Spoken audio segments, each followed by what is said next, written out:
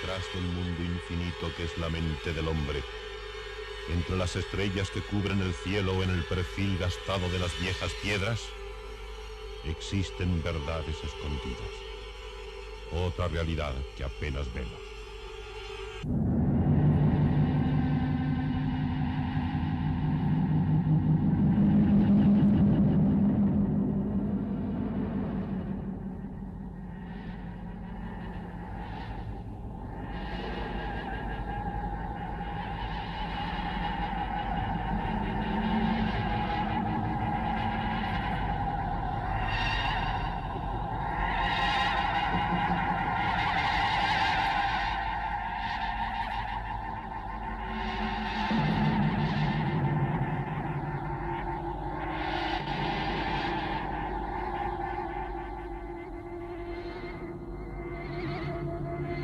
Buenas noches. Vivimos en un mundo lógico, vivimos en un mundo tecnificado. Todo está aparentemente en orden. Y la impresión que tenemos es que para llegar aquí, a este sitio que ocupamos ahora, a este desarrollo técnico, a este orden, a este mundo sólido, hemos seguido también un camino coherente, un camino lógico. Nos lo explica la historia, nos lo explica la arqueología, nos lo explica mucha gente, gente seria con estudios profundos, pero que se basan a veces en datos mínimos, en hallazgos casuales, basados en los cuales tienen que construir todo un edificio. Esta historia coherente que nos enseñaron del mundo nos dice que hace millones de años éramos aún monos, que hace unas decenas de miles de años empezamos a utilizar el hacha de Siles, empezamos a pintar en las paredes de nuestras cuevas, que después, en una especie de locura inexplicable, el hombre comenzó a levantar edificios ciclópeos, gigantescos, empleando para ello un material absurdo, la piedra, piedras que pesaban toneladas, cada una de ellas. Solamente con el paso del tiempo, y muy recientemente, el hombre empieza a alcanzar un nivel técnico aceptable. Empieza a construir motores, empieza a coser utilizando máquinas, empieza a descubrir y a utilizar la electricidad, y únicamente desde hace muy pocos años comienza a volar. Todo lo que no se ajuste a este esquema, en principio no es válido. Es un esquema ordenado, un esquema lógico, un esquema que nos permite así evitar la angustia. Sin embargo, no hemos contestado las preguntas más fundamentales. No sabemos cuál es nuestro origen y mucho menos cuál es nuestro destino. Pero a nivel de evolución tampoco sabemos apenas nada, esa es la realidad. Todo ese esquema es falso, probablemente falso. De hecho, y es una de las intenciones del programa, van apareciendo cada vez con mayor frecuencia elementos, hallazgos, que invalidan, que tiran por tierra todo este esquema que habíamos construido.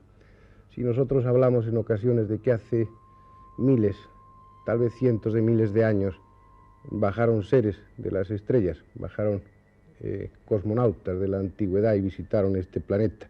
Si nosotros hablamos de que han existido civilizaciones técnicas tan desarrolladas o más desarrolladas que la nuestra, no estamos inventando. Estamos dando una explicación lógica, tal vez la única, para así poder encajar una serie de hechos, una serie de hallazgos que no encajan en la historia que hemos aprendido.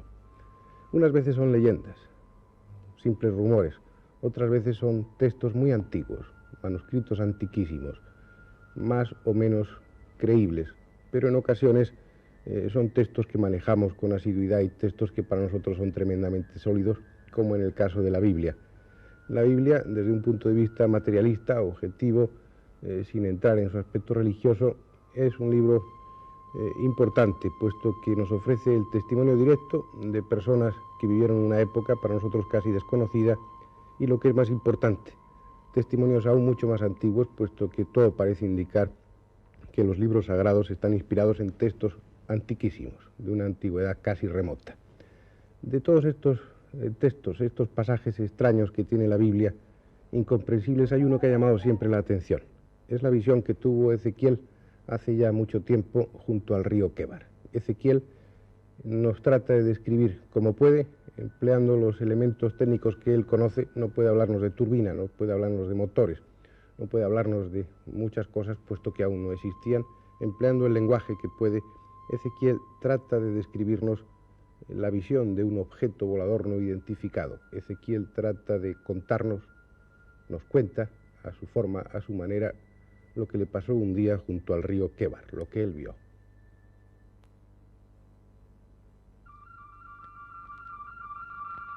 Y vi un gran viento tempestuoso que venía del norte, y en él una gran nube, y un fuego que se aglomeraba como un centelleo de metal brillante. Y en medio de él salía una semejanza de 4 animales. Tenían la misma semejanza con 4 caras cada uno, y 4 alas cada uno. Y sus pies eran un pie recto, y la planta de sus pies como la de un becerro, y centelleaban como el fulgor del cobre pulido. Y sus alas estaban tiesas hacia arriba. En cada uno, 2 se juntaban una con otra, y 2 cubrían sus cuerpos, e iban cada uno recto hacia adelante, hacia donde les impelía el espíritu. No se giraban cuando caminaban. Y el fuego tenía un resplandor, y del fuego salía como un relámpago. Y la semejanza de las ruedas y su estructura era como el centelleo del crisólito, y las 4 tenían la misma semejanza. Y su aspecto y su estructura era como si una de las ruedas estuviera en medio de la otra. Y encima del firmamento que había sobre su cabeza, había lo que parecía una piedra de zafiro. Encima un trono, y en él lo que parecía un hombre.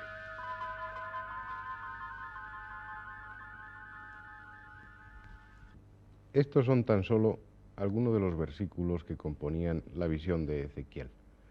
Esta visión era mucho más completa, mucho más compleja, y aportaba datos tan concretos que permitieron a algunos románticos de la arqueología, algunos románticos de la historia, como von Däniken y otros, especular con que lo que había visto Ezequiel era realmente una nave espacial. Entonces, por primera vez tal vez, encontramos que un técnico, un especialista en la materia, un ingeniero aeronáutico de la NASA, como era Joseph Bromlich, se propuso investigar la visión de Ezequiel con una idea muy concreta: desprestigiar, tirar por tierra todo lo que los arqueólogos románticos, lo que los arqueólogos aficionados decían a propósito de la visión de Ezequiel. Y curiosamente, Blumrich se encontró unos datos tan fehacientes, tan concretos para él, que entendía sobre la materia, que empezó a pensar que no estaban equivocados estos historiadores románticos y que sí estaban en lo cierto, que Ezequiel había visto una nave espacial. Y con los datos que proporcionaba Ezequiel, Brundis hizo el proyecto, los planos, la maqueta de una nave espacial. Resultaba que Ezequiel sí vio, según nos dice un ingeniero aeronáutico de la NASA, es decir, un especialista en la materia, Ezequiel sí vio, repito, una nave espacial, una nave procedente de las estrellas, una nave que tenía aproximadamente, y según Blumrich, este aspecto. Una nave que sería el módulo de aterrizaje. Probablemente la nave nodriza quedó en órbita, y esta nave, provista de unas aspas, estas aspas que ustedes ven ahí en detalle, le permitía volar en la atmósfera terrestre, al mismo tiempo que su otra forma aerodinámica le permitía volar en la estratosfera.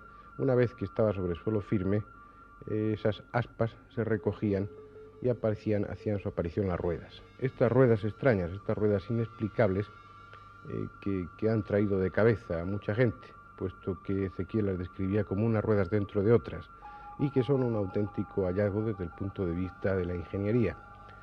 Son ruedas provistas a su vez de unos rodillos que le permiten girar no solo en una dirección, de delante a atrás, sino que también le permiten girar de fuera a adentro y de dentro a afuera, como ustedes ven en ese esquema. Un vehículo al que no le faltaba detalle, según el mismo Ezequiel describe. Unos brazos mecánicos unos brazos articulados e incluso unos cohetes direccionales, como ven ahí. Un vehículo, en definitiva, que, como ustedes ven, podemos diseñar hoy y que hace unos cuantos años no podíamos entender, no podíamos saber de lo que se trataba, puesto que nuestra técnica no era capaz aún de fabricar un vehículo semejante. Por cierto, este vehículo que ha diseñado Blumrich, basado exclusivamente en los datos que aportaba Ezequiel, este vehículo podría volar perfectamente. Hay muchos más relatos de este tipo en la Biblia, y hablaremos detenidamente uno por uno de ellos. Sin embargo, interesaba hoy esta visión de Ezequiel, porque sirve para ilustrar toda la temática, todo el planteamiento que respecto a la arqueología pasada vamos a hacer en otros programas. Ha quedado claro, de una parte, que nosotros no podemos entender muchos de los hallazgos que encontramos porque nuestra tecnología aún no ha alcanzado unos niveles suficientes como para comprender aquello que estamos viendo. Para entender a Ezequiel hemos tenido que ser capaces de crear, de fabricar naves de este tipo. También ha quedado claro que los antiguos tenían que emplear los vocablos, el idioma que ellos conocían. Había una ausencia de elementos técnicos y no podían así manejarlos. Si un personaje antiguo de hace 2000 años veía un avión, pongo por caso, no podría emplear la palabra avión, tendría que referirse a él como pájaro, puesto que para él los pájaros eran los únicos que volaban, y emplearía adjetivos como pájaro metálico, o pájaro tonante, o pájaro de fuego, como está descrito tantas y tantas veces en los textos antiguos. Vemos, pues, que por un lado es la falta de formación técnica de los antiguos y por otro lado la falta de formación técnica nuestra la que nos impide comprender esos testimonios antiguos. Pero hay otras ocasiones en las que la culpa es totalmente nuestra. La culpa es nuestra por falta de información, por falta de conocimientos o por descuido, porque pasamos junto a hallazgos, junto a restos arqueológicos que no tienen sentido para nosotros, pero que sí que tendrían sentido para un especialista en otra materia, para un físico, para un electrónico. Pero se da la circunstancia de que los arqueólogos, hombres sumamente cultos, que han de dominar muchas materias, generalmente saben poco de electrónica. Eso por una parte. Por otra parte, el que ese esquema del que hablábamos al principio, ese esquema coherente de nuestra historia, de nuestro pasado, es muy rígido, sobre todo para los historiadores y arqueólogos oficiales. Entonces todo lo que no encaje en ese esquema no lo admiten en principio. Si no, debían de haber entrado en sospechas, por ejemplo, cuando en textos muy antiguos, cuando en leyendas o cuando incluso historiadores griegos, tenidos por serios, hablaban de lámparas eternas, de lámparas que estaban encendidas misteriosamente durante años sin que hubiera combustible aparentemente. Cuando hablaban de esos testimonios, los arqueólogos debieran de haber pensado que de alguna forma el hombre antiguo conocía la electricidad. Pero como eso no encajaba en ese esquema rígido que habíamos formado, pasaban por alto ese tipo de informes y mucho menos se atrevían a profundizar desde el punto de vista arqueológico, a buscar datos que apoyaran esa tesis. Pero sin embargo, hay datos de ese tipo. Hay datos suficientes para pensar que el hombre antiguo hace miles de años conocía la electricidad. Y no solo la conocía, no solo la utilizaba desde un punto de vista empírico, sino que la dominaba lo suficiente como para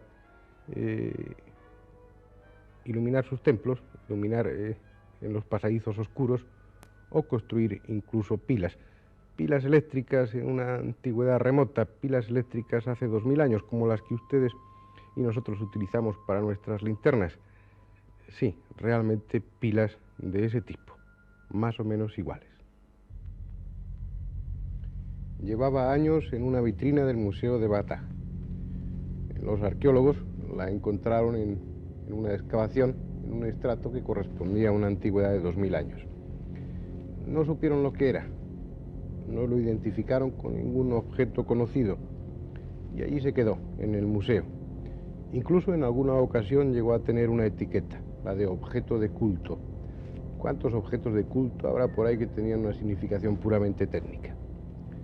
Y allí estuvo en la vitrina del Museo de Bagdad hasta que alguien pasó por allí. Una persona curiosa y que además sabía electricidad.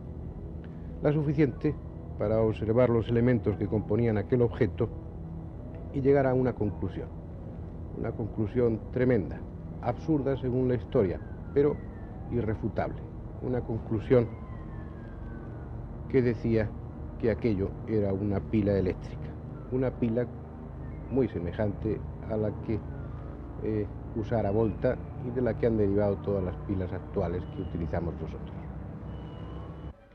Una pila cuyo esquema ven ustedes aquí, un objeto que no tenía más que esa función, única y exclusivamente la función de una pila eléctrica. Un recipiente de arcilla, una vasija de tierra, en cuyo interior había un cilindro de cobre hueco, cerrado por un disco arriba, un disco abajo y otro disco arriba, en cuyo interior había un electrolito que no se ha podido encontrar, los restos ya desaparecieron después de tanto tiempo, y dentro de ese electrolito, dentro de ese cilindro de cobre, una varilla de hierro. Todo esto convenientemente aislado por una cápsula de asfalto. No hay posibilidad de error, no hay posibilidad de equivocarse. Eso era, mejor dicho, una pila eléctrica. Una pila eléctrica, probablemente habría muchas más, pero una pila eléctrica que se encontró en unos estratos arqueológicos que tenían 2000 años de antigüedad. Es decir, esta pila eléctrica, que aquí viene en esquema, tiene cuando menos 2000 años.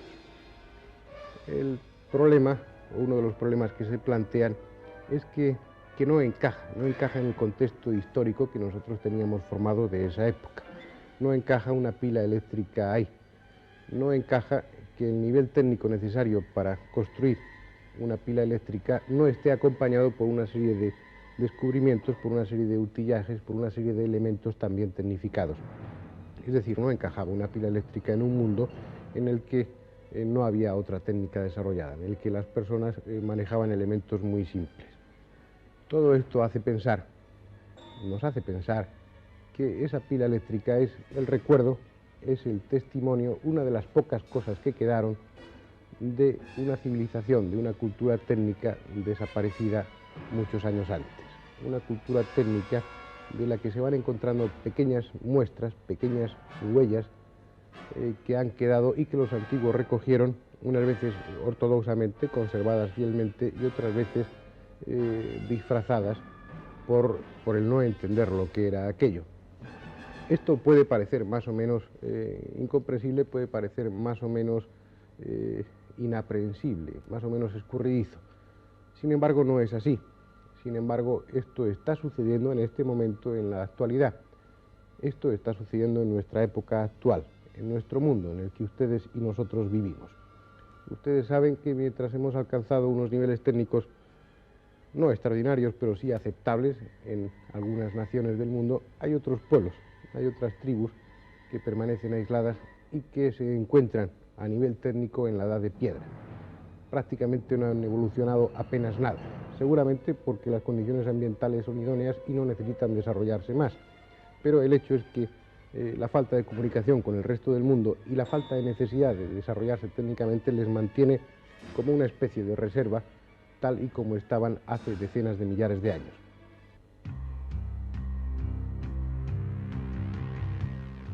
La guerra, que desde la mayoría de los puntos de vista está llena de aspectos negativos, tiene sin embargo algunos positivos, como servir para acelerar el desarrollo técnico de una nación o de un conjunto de naciones, y también ofrece, por las determinadas circunstancias en que se produce, ofrece hechos nuevos, hechos que no habían sucedido hasta ese momento. Por ejemplo, uno de ellos ha sido el enfrentamiento de una técnica como la nuestra con estos pueblos primitivos de los que hablábamos antes, con estos pueblos que no conocían nada de nuestro nivel técnico. Y ha sucedido eso de lo que estábamos hablando tantas veces en este y en otros programas. Un hombre primitivo sin ningún nivel técnico, sin ningún nivel científico o muy primitivo, se encuentra con hechos, con productos manufacturados altamente tecnificados, como pueden ser, por ejemplo, los aviones.